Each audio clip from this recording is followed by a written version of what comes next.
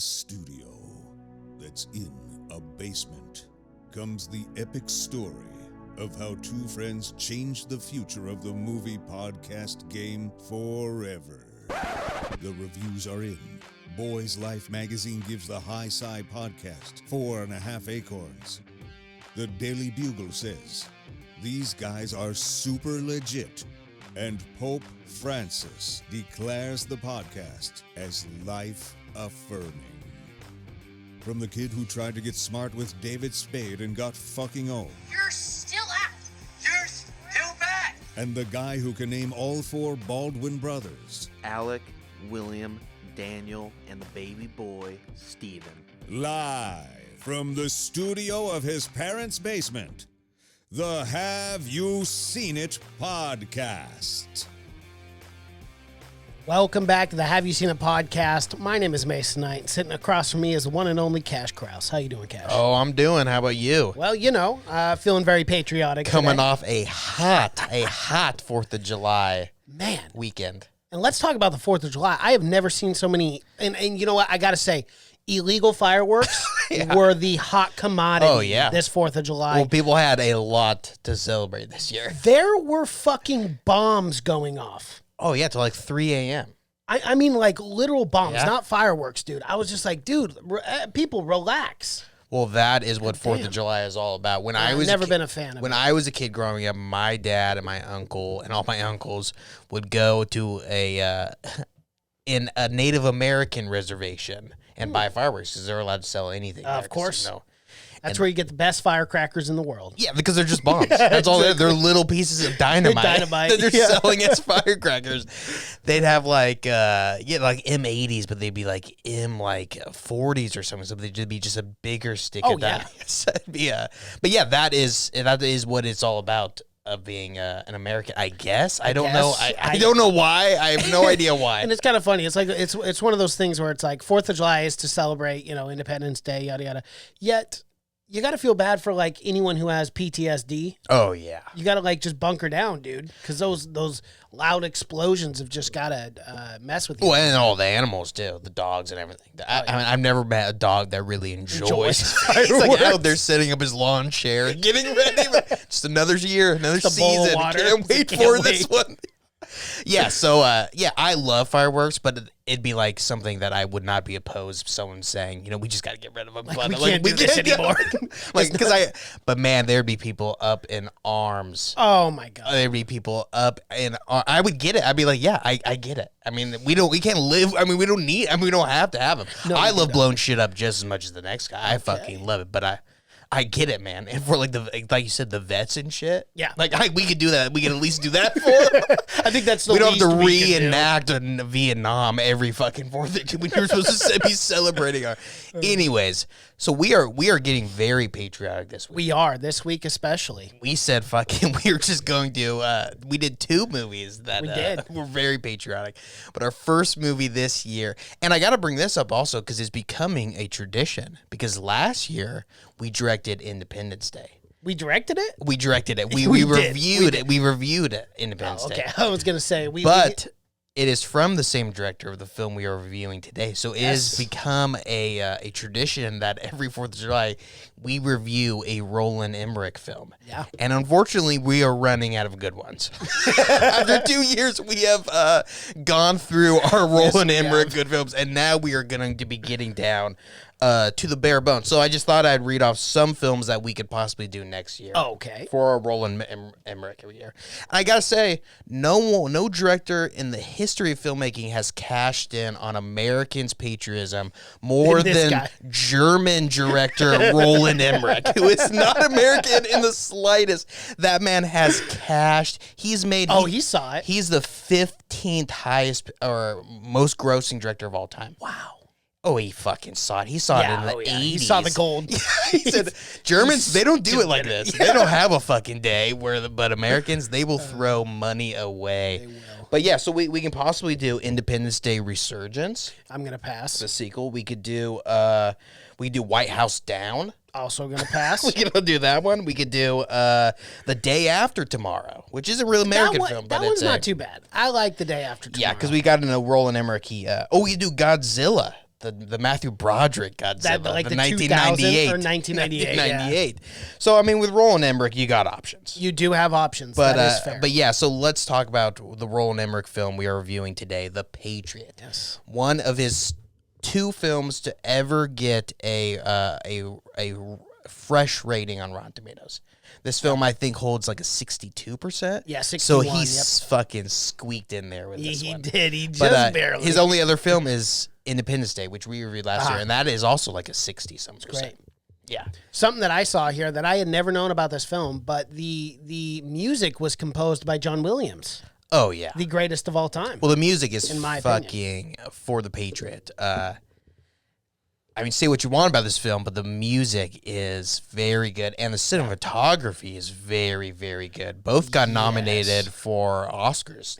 That year. Yep. And this came out 2020 years ago. Yeah, I remember 20 years. I ago. remember watching this movie with my dad. I had to have been 8 years old. Wow. And I remember specifically, it is burned into my memory, the scene of the cannonball being shot and getting the guy's Taking the leg off. I remember that, and I remember my mom walked in right during that scene, and she yelled at my fucking dad. But I got to watch the whole movie. That's pretty awesome. It's 3 hours long. It is and a long film. I couldn't have been older than 8 because it was in a house that we moved right when after. But I could not have been older than 8, and it is a brutal It film is super brutal for an 8-year-old to watch. I got a confession to make on this podcast, as I often do.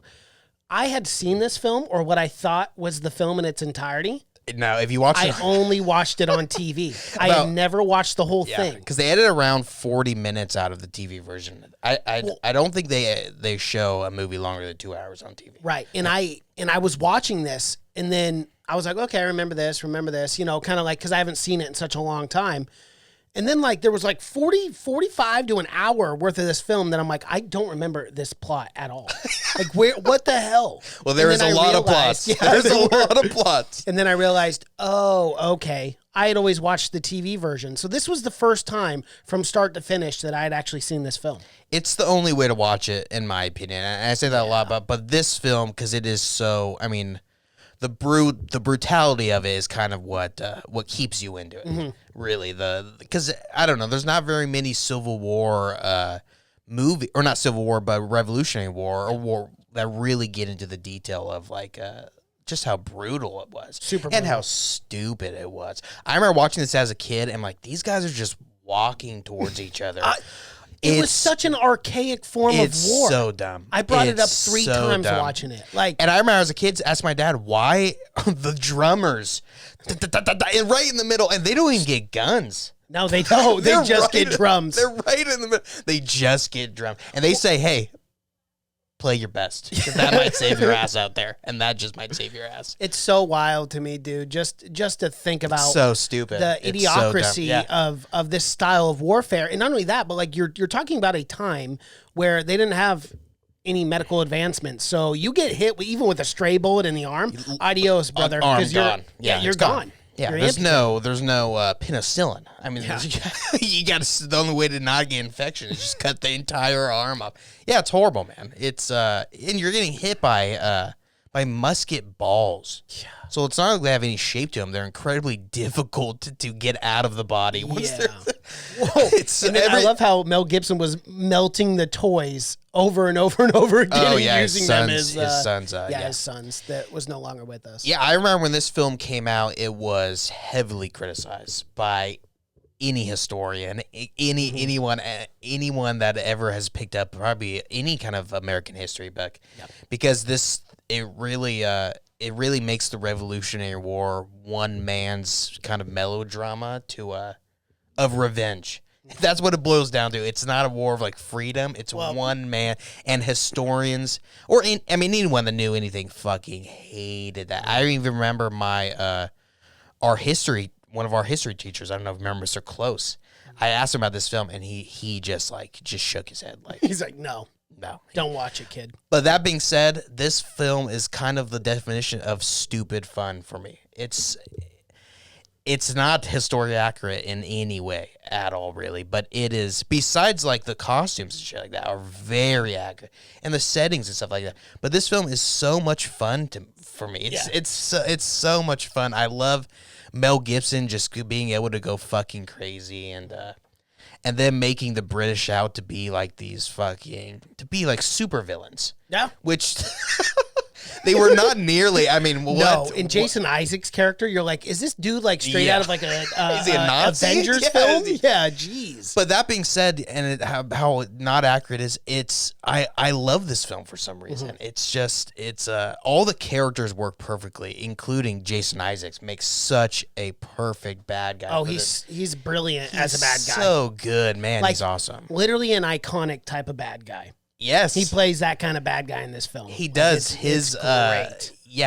That general is. I remember it scared the shit out of me as a kid too, especially the church burning scene. I thought, man, how evil could this guy be? So, like you, again, not an accurate scene. No, but like you, the first time I had ever seen this film was when I was like maybe 9, 10 years old. That church burning scene stuck in my head my whole life. That was one thing I remembered from this film, was like just how evil that was when I was a little kid. I'm like, how could this guy do this? Yeah. How could he lock women and children in this church and just say, to hell with it, burn it? And again, the cinematography is so well done. It's so well shot, especially that scene where the smoke starts pouring in and whatnot. From under the door too. And the way he makes that one guy, the neighbor that everyone knew, the kind of the traitor or whatever. Yes. He makes that guy throw the first torch. But yeah. I mean, for what this film is, it's like it becomes like this schlocky kind of action film, but it's, I don't know, it's shot so beautifully. For the source material, it kind of doesn't add up, but I don't know, it kind of everything works together for this film to be pretty decent. And I think it might be our first Mel Gibson film we've ever reviewed. You know what? I think so. I don't think, crazy I don't think enough, we ever have. We've never, and that's, I'm surprised he hasn't come knocking. I know. Like, hey. He will get to you. Yeah, he will find you. And, he was offered $25 million for this movie. Offer, that's what he took. Or that's what he got. Yeah, I'm sorry. That's what he got. You make it sound like he turned it down. No, no. Yeah, well, they wanted to get... back in 2000. They wanted to get Kevin Spacey, but they didn't have enough money for the budget. Everyone's like, that guy's such a good bad guy. Kevin Spacey. Like, man, I don't know. Jason he gives Isaac off the creepiest... Yeah, is of better. course. Yeah. Well, and Jason Isaac, he's actually... he's British. He's actually British. Mm-hmm. So, I mean, that works a little better. Kevin Spacey, not at all. But, Jason Isaacs, you couldn't get... Which is crazy that it's like Jason Isaac was their second choice. Mm-hmm. Like, we can't afford him. Let's just get Jason Isaacs. Yeah, and we got to talk about Heath Ledger. Yes, we do, of course. Which makes it... There's so many young actors in this film. And that's, again, that makes this film work so well. Mm-hmm. There's so many... The guy from, what's his name? Logan something from Hunters is in this as a little boy. Very young. Yeah, that's Percy Jackson. Yep. Percy Jackson. Yeah, very young, and maybe his first role. I'm gonna guess he's like 8 in it. He doesn't even have a speaking role, I don't think. Yeah, I think he talks like 2 or 3 times the whole film. But Heath Ledger's in this playing Mel Gibson's son. I can't remember his name. Benjamin, right? Benjamin is Benjamin's Mel Gibson, but Gabriel, and he does a really good job too, and he plays a heartbreak.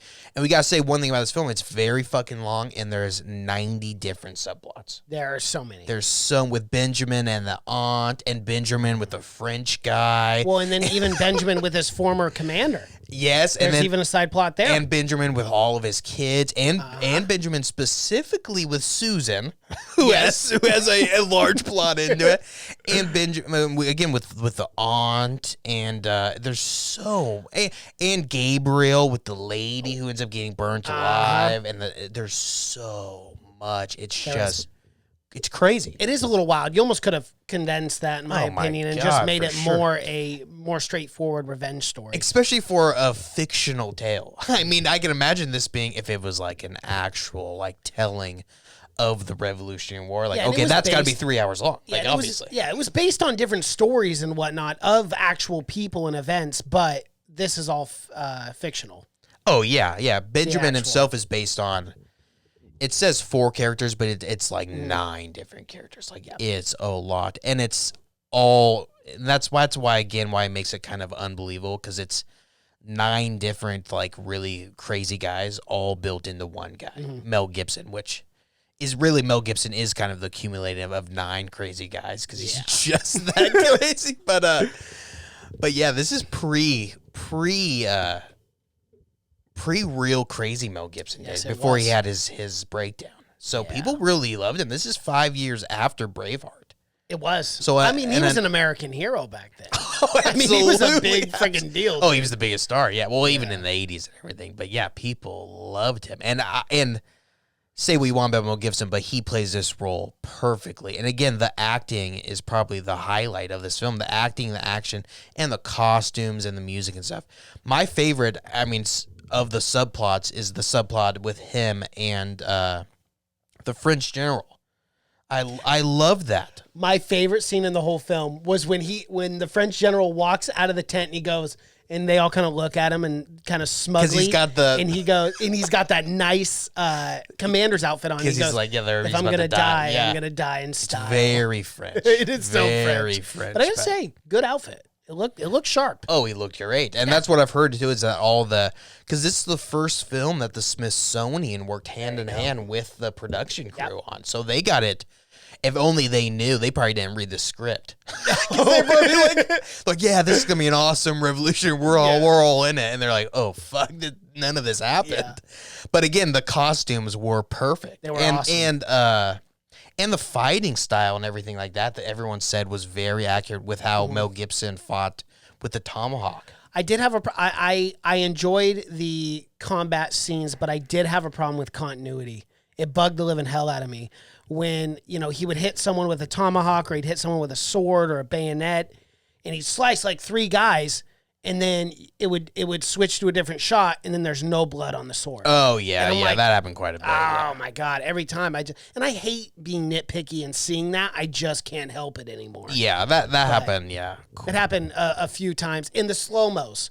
Could we slow down on the slow-mos? There were probably 75 slow-mo. Oh, I told you, it's a melodrama. It's every scene is meant to toy with your emotions much as possible. It was a little too tropey at times. Well, especially the Gabriel death scene. Oh my God. That whole fight is a slow-mo. It is them the coming whole from damn the hill, thing. and then the pastor throwing the rifle up. Remember, he Yeah, throws it up. as he gets stabbed, as he falls. It's so dramatic. It's oh my also, God. but still a pretty good scene. It still is a good somehow scene. ends up It's being just- a pretty good, just because it just happened to be like some of the best actors in the world, and some of the best people in the world. With again the cinematographer and John Williams, and like, I don't know, I'm guessing because there's 17 different drafts of this. Screenplay. So I'm guessing Roland Emmerich just really fucking sold this to some people. And Roland Emmerich though was coming off of Independence Day and stuff like that. Huge success. So I mean, he was one of the biggest at the time, and he made so much money, so they could do anything. But let's talk about this because it's fascinating. You bring that up. This film was expected back in 2000 to hit $25 million in its opening weekend. It fell a little short at about $22.5 million. But the budget for this film was $110 million, and they barely made that back in the United States. Luckily, believe it or not, overseas, it made another $101 million for a grand total. Globally, they made $215 million. But if it wasn't for overseas, they would have just gotten their money back on this. We got to think it's a gamble to even make this film, where it's like, are people overseas even going to want to watch a film about America's revolution when it's not like they can't relate? And not even that, but I think it really helped that it was a fictional version of it. I think that helped with people that are like, okay, it's not a real story, so we can go and enjoy this. I think in watching this again, I think you kind of have to like boil it down to like, Benjamin himself is like the focus, is like America into one person, where it's like they burned down his house and like took his land and all that shit. Yeah. So he's boiled down. Well, his character too went through a lot with the French and Indian War and the big reveal of so us finding he is out like that the essence of America, and then that General Jason Isaacs character is kind of the essence of England, where it's take whatever they want, do whatever they want, boiled down into two characters. Right. But yeah, for such dramatic film, you would like to almost see a better film in this style that tells kind of the real story of the revolution, but still with this production value, because the production value is unbelievable. It is. I love when people get shot. It's real squibs, but it's a real round shot, like you would really get shot with a musket. Because it's a metal ball. Yeah, and you talk about continuity, but the continuity with like them reloading and stuff like that was pretty good. accurate. Yes. It took time to reload the rifles or whatever. It wasn't overly fast or overly long, except for maybe the very first, which is a scene I love, but it's so stupid. But the ambush scene when they first killed Benjamin's first son, and then he takes his kids. His kid is like 5, and the other kid's like 8, and they kill like fucking 10 soldiers themselves. Yeah. And one kid is so young, but they don't miss a single shot. That's what I was going to say. I thought it was almost a little unbelievable. They don't miss a single shot.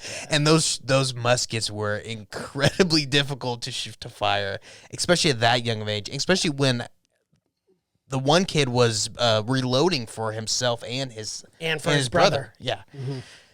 But that being said, the brutality of that scene is it's very good when he comes down and he's chasing away the last soldier. He throws it, pulls it out of the man's back, and then goes just tomahawk silly. Face. Yeah, he just goes nuts, man. Right? He does. He's just blood everywhere. His children have to watch this. They're scarred. But it doesn't like. Yeah, they are, absolutely, but it plays it out throughout the entire film that the kids are fucked up after that. I like that they did that, where it's like, remember that one kid came and look at the dad. When obviously, it'd be tough. Your dad is covered head to toe in another man's blood. That he just hacked to literal pieces. I mean, you won't even be able to recognize this guy. No, you would not be able to. No, his head was bashed in, sure. I like those scenes when he comes back into the house and he talks about, like, one kid, the kid from Jurassic Park 3, because all of his sons turn out to be in things later on. Uh-huh. But that kid, how he's like, I'm happy I killed him or whatever, and he was proud of it, but still ashamed. And the other kid that wouldn't look at him or anything like that after. Yeah. It's going to happen. But I like that they went into detail. Because, again, this movie is so long that you could go into fucking detail. And detail they went in. That's for sure. He had 7 kids in this. Funny, I guess the script called for 6, but I guess Mel Gibson had 7 kids in real life. He's a widower. No fucking wonder, man. Give your wife some time to recover between before kids. Jesus. And he didn't take long to get with the aunt either. And I like that he's constantly flirting with the aunt in front of all of his kids. Let's talk about the dress from the aunt. I mean, geez, she was trying. Her titties were out of that dress the whole time. I'm like, this is a little ridiculous. Well, they didn't care, man. They were fucking... Back then, you were just happy to be alive. So very true. You were happy to make it to 25. Yeah. But I like, again, I liked all that stuff. I like the scene when they get the mail and it's like a big fucking event. Because, it's the mail. You probably only got it once every 3 months or whatever. Yeah. But I like that, and I like when they went to, Charlottetown or whatever they call it. It's a big fucking deal because, you never got to do anything back then. Yeah. Life sucked. God, it sucked. And it was controversial because he doesn't own slaves in the film. Yeah, they work for him. Yeah. And they get paid. But then the British come along and say, not any longer. Yeah, they just take he actually paid there. That's another thing that they kind of whitewashed it over. He would have 100%. Kind of. He would have 100% owned them. One, he was a southerner. He was right. And he was a landowner where he had farms, but he was like fairly paying them in like 1770. It's pretty crazy. And even the aunt didn't own slaves, but she owned a plantation. She probably would have been the only plantation in the South that had paying working black people. So they definitely whitewashed. Yeah, which I don't know why even. Yeah, especially if it's a historical piece. Yeah, make it accurate. You have to make it accurate. Yeah, it's not like you're still gonna root for the main character, but make it accurate. Don't dance around. Yeah. That guy would have owned slaves, 100%. Yeah, he would have. He wouldn't have been fairly paying. So I don't. That stuff I had problems with, but a little crazy fact of this film: there were over 800 extras used for this film. That's something I love too. It was made in 2000, so it's pre-major use of CGI. Yep. So it's It's all real extras, and you can see the battle scenes feel so real. They do. You know, it's not any CGI. It just feels like you're there. I don't know. It's so much better. And you could see actual bodies on the battlefield instead of like, you can kind of tell even today when it's CGI, but there wasn't any of that. Like anytime there was a big battle, they had a bunch of people out in those fields. Yeah, it was awesome. People crawling around. The final fight scene between him and General, what's Jason Isaacs' character's name? It's Tarleton, isn't it? Fuck, I don't remember his name. I swear it's General Tarleton. I'm almost. Yeah, you're probably right. Yeah, Tavington. Tavington is Tavington. Yeah. But I love the final battle scene between him and Mel Gibson. The very last one where it's dramatic and pretty much the whole battle is in slow mo. It's in slow mo, but it's also the entire battle boils down to if one of these guys wins, then the everyone British else wins or the win. Yeah. Yes. But I love that fight scene. One, the choreography is fucking awesome. Mm-hmm. Both the styles of the men fighting are very real to the time. But just like in the background, it's no one. It feels very real. No one's standing around, and it doesn't feel like it doesn't feel choreographed. There's guys in the background crawling around and getting stabbed, and everyone's doing their own thing. But I love that final fight scene. Well, and those are the little details, and that's kind of like the funny thing with this film. I feel like in those ways, and in that sense, they were very detailed orientated. But then with like the blood on the sword, like they were like, "Yeah, fuck it, we're good. No one's gonna notice that." Yeah, it was weird. But you are right, like that. Because I hate that in film when there's like a giant battle scene and you see a guy go like this with the sword and just hit back and forth like this with the other guy. And or you're you like, see just two guys and they're just like caught in a grapple. Yeah, they're just going like this. Yeah, and it's like. But in this, man, it felt and I read that too. That's like every single bayonet was extendable, so everyone could just go up and start stabbing each other so it wasn't like they were all fixed and they had to like kind of fake doing it. Everyone could really get into it. And this movie would not have worked nearly as well if it wasn't for those little tiny details. Yes. If this film was half-assed and it was still this fictional and this hokey, it wouldn't even be watchable. Yeah. But the fact that they went and they did the detail with the costumes and with the band and everything, it just felt it brings you into the world, and that's what even makes this film even watchable. Yeah, is that level of detail. The one house was the same house from Forrest Gump. Forrest Gump, yeah. In '94. It's hilarious. I heard they changed. They had to change some things around or whatever. Yeah, of course. Or the inside was different or something like that. Yeah, it had like a camouflage outside or something like that. Yeah, something different. But I thought that was pretty funny. Yeah, I mean, as far as cast-wise, how do you think Heath Ledger did? He's fucking awesome. And they knew even back then that he was fucking... And he beat out a lot of people for this role. There's a crazy story. He was almost retired because he was only getting that like teenage heartthrob. Yep. So they finally... although he is like the 18th century teenage heartthrob character in the story for sure. All the women love him and stuff like that. So he's still kind of that role. But you could see it's his first of the start of like dramatic roles. Mm-hmm. And even back then you could tell what fucking range he had. Yeah. Like going, especially, and that's another side plot that works well is the side plot between Benjamin and Gabriel with him wanting to fight, he wanted to go on fight. Yeah, he did. He was 18. Right. And his dad refused to let him fight. I mean, he's an adult. And 18 back then was like 38. It was you were on your way out. You were lucky. Yeah, you were damn near midway. Well, and that was the thing, too. I mean, his father was kind of a pacifist, but yet he wanted to fight for the Continentals so bad that he left for 4 years. And then when he comes back into the home, I was like, oh, that's not good, because you hear the cannons fire and stuff. Oh, yeah. And that was the beginning of the end. I love those scenes, too, where it's like, it was early on where they both joined up, Benjamin and Gabriel, and they go out to like a porch or whatever, and they just see the battle. It looks like a painting, man. It looks like one of those, because there's so many of those Revolutionary War, like landscape paintings.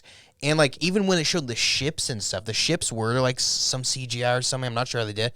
But they did it in a way where it looked like it was an old like Revolutionary War painting. Yeah. It was really, really cool. I like all those scenes. Again, cinematography was nominated for an Oscar. I mean, for a reason, because it's beautiful cinematography. Well, and I like those scenes too. The landscape scenes in particular because of, geez, sorry, there I go. Yeah. I'm gone. Oh, yeah, so anyway. in particular of nothing. Of nothing. Yeah, I guess it's, it'll come back to me. I would have to agree with you by that. Thank you. But, yeah. Yeah, those and how, again, just how brutal all the battle scenes are. You know, there's a shit ton because it's all like ambushes, you know? Yeah. So they're all super fucking brutal. And I like... Realistic. That's the word I was looking for. Jeez, sometimes I do that. But it was so realistic because, like, if you're a homeowner and that war's happening, you know, it's actually just going to happen in your front line, and there's not a damn thing you can do about it. They don't go into detail about, like, behind the scenes of how they decide to go to war, but he talks about it early. He's like, this won't be a war that'll be fought across, you know, seas or whatever. Mm-hmm. This will be fought in your backyards. And he was fucking... Wow, literally. He was literal. Yeah, he's definitely he's very literal about that. But yeah, I love those scenes, man. They're so well shot, especially when it's like in the morning and it's hazy out. They're so well shot, and they got 800 people down there for just a short scene too. And I know this movie. I don't know the days exactly, but I know this movie probably took fucking forever to shoot. It was well over 100 days. Oh, it had to have been. Yeah. It had to take. This is a movie that takes fucking painstakingly long time to shoot. Mm-hmm. Just because there's so much detail that goes into it, and there's so many moving parts. You know, it's never just two people in a room. It's 50 people, and it's in some crazy set, like their headquarters, you know, the swamp headquarters. That was fucking awesome, too. And that looked like a painting, too, when they're all rolling in there in, like, the rowboats and shit like that. It looks so good. But, yeah, you know it took so much to make. This is a film that took everyone. Well, and how crazy is that, the budget for 2000 to have a $110 million budget? That's so much money, man. But this film does feel like it was made. Some films you're thinking, man, what did they spend that budget where on? did that budget? For one, a quarter of it went to Mel Gibson. It did. So you gotta immediately wipe that off. So they made it for around probably 80 million. I mean, probably 60 million minus everyone, all the actors pay and everything like that. But yeah, it feels like a $60 million movie. Yeah. There's never a time when it's like, when you're just like second guessing it, like the blood doesn't look good or something like that, besides maybe the continuity of the sword or something like that. But again, if it wasn't in damn slow motion so often, you wouldn't have caught it. You wouldn't have picked up on it. You're right. Just the slow-mo too. And it's like they weren't even shooting in 60 frames either. It was like 24 frames, so it was like it's not even like great slow-mo. But it's a lot of slow-mo. Yeah, it definitely is. But it was a time where it's like, shit, we can shoot slow-mo and it still look pretty good. So let's slow-mo fucking everything. And it's come from The Matrix, which was the first movie to really use slow motion in an awesome, incredible way. Because that came out in 1999. Yep. So everyone was kind of fucking... Of course, they were hopping on the slow-mo train. Yeah. Although I don't mind it, and in some scenes it definitely works. Mm-hmm. But it's fine for like a 10-second scene in one scene. Not for 3.5 minutes straight. No, that's why this movie's 3 hours long. Right. Because half of it's in slow motion. Fast forward that, and you got a 2 hour, 15-minute movie. But yeah, overall, I enjoy this film. Yeah, so did I. Again, I think it's stupid fun. It's something you can kind of just shut your brain off and just enjoy. Mm-hmm. And the acting's good too. I mean, everyone who puts on, even the kids are good. Yeah, in this, and again, that's why this film just happened to work. It's because all those pieces came together. Because the story itself isn't great. It's well, and there's a lot going on within the plot. Yeah, I mean, by the time it ends, you almost forget that it all got kicked off by his son dying. Yeah, we're like, oh yeah, fuck. Oh yeah, that's right. Yeah, like he didn't even want to join this war, and now he's leading. What it seems like he's leading the Revolutionary Army. Like there's not even George Washington. Is even involved. Where's he at? But he is based off a few real guys that were badasses, and it does blow my mind that there were a select few guys, like the guy he's based off of. You know, he did start like guerrilla warfare, where it wasn't line up; it was ambushes every time. Which to the English were like, "What the fuck is going on? This is wild." We don't know how to operate a weapon if we're not in a line. Like, why are they standing directly? Why aren't they standing 10 feet in front of me to shoot? I don't understand. Anytime they ambushed them, too, all the British soldiers didn't even try to shoot back. They're like, oh, Yeah, they would shoot like once in the air and be like, fuck, let's get out of here. Well, yeah, because as soon as like Mel Gibson's crew would run away, they'd be like, what the fuck is going on? They're like, do we chase? But I do like that aspect. And I wish, why hasn't there been an actual Revolutionary War movie that's like a miniseries or something? Yeah, I don't know. Like they did Band of Brothers or something like that. Why not do a Revolutionary War miniseries? That'd be cool. It would be awesome. All right. Alrighty, well, that is our review for the Patriot. If you guys like what you've seen here, please be sure to like this video, comment below, subscribe to the channel, and hit the bell notification as we drop videos on our channel, on our YouTube channel every single day. If you're listening on audio format, Spotify, iTunes, SoundCloud, Google Play, and Stitcher, anywhere you find your podcast, social media, Twitter, Seen It Podcast. Cash is on Twitter, that's just Cash. Instagram, Have You Seen It? Facebook, Have You Seen It Podcast. Thank you so much for watching and listening. My name is Mason Knight. That is Cash Krause, and until next time. Bye.